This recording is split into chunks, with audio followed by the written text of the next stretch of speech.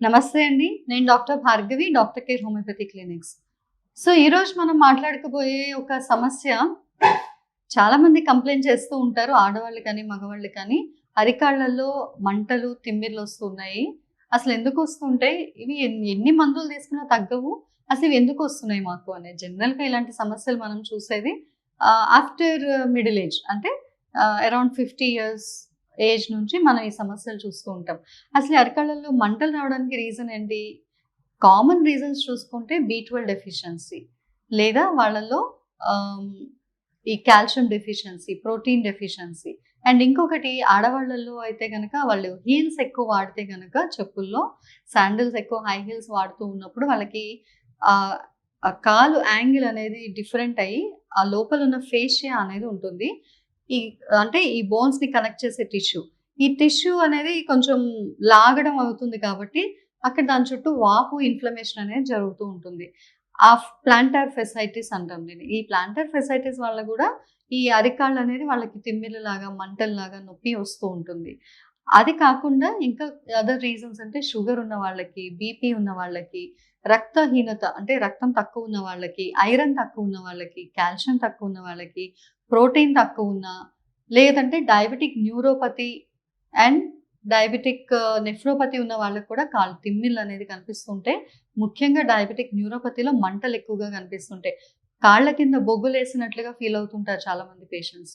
So, ఇలాంటి సమస్యలు గనక ఉన్నప్పుడు అది ఎందువల్ల వస్తుందో, ఏ కాజ్ వల్ల వచ్చిందనేది ఐడెంటిఫై చేసి, ఆ కాజ్‌ని రెక్టిఫై చేసుకున్న తర్వాత మీకున్న న్యూరోపతిని తగ్గించుకొని, మీకు మీ అంటే మీ తిమ్మిర్లు, మంటల నుంచి మీరు శాశ్వత పరిష్కారం తెచ్చుకోవచ్చు.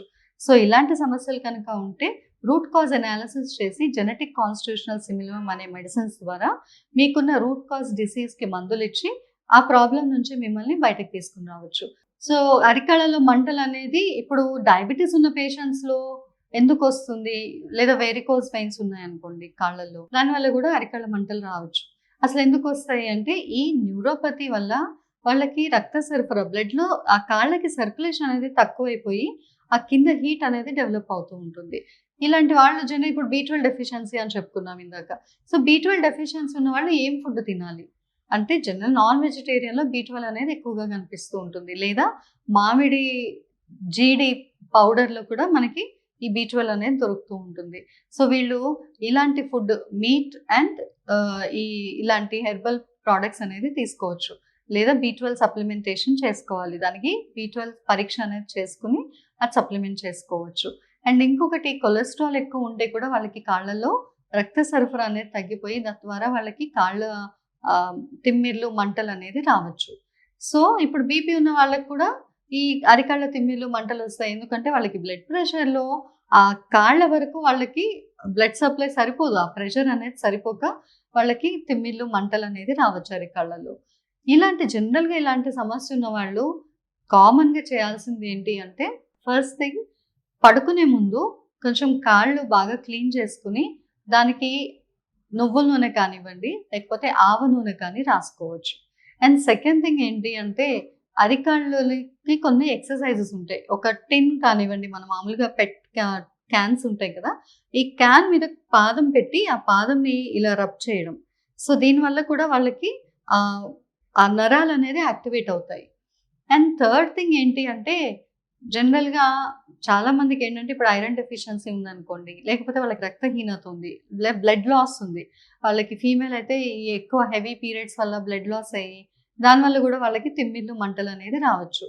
సో, అలాంటి వాళ్ళు ఏం చేయాలంటే ఫస్ట్ థింగ్ ఐరన్ సప్లిమెంట్ చేసుకోవాలి. లేకపోతే ఆకుకూరలు ఎక్కువగా తినాలి. ఆహ్, స్ప్రౌట్స్ ఎక్కువ తినాలి. మీట్ ఎక్కువ తీసుకోవాలి. ఎగ్స్ తినాలి.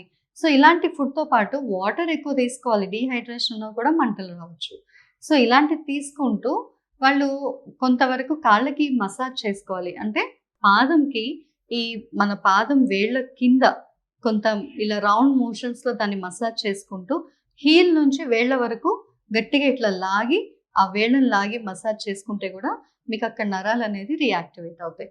సో, ఇలాంటి చిన్న చిన్న చిట్కాలు ఫాలో అవుతూ మీరు మీ సమస్య నుంచి బయటపడొచ్చు. అలాగే దానికి సంబంధించిన ట్రీట్మెంట్ కూడా తీసుకోవాల్సిన అవసరం ఉంటుంది. సో, ఇలాంటి మందులు డాక్టర్ కేర్ హాస్పిటల్‌లో మీకు అవైలబుల్‌గా ఉన్నాయి. మీరు కింద స్క్రోల్ అవుతున్న నంబర్‌కి కాల్ చేసి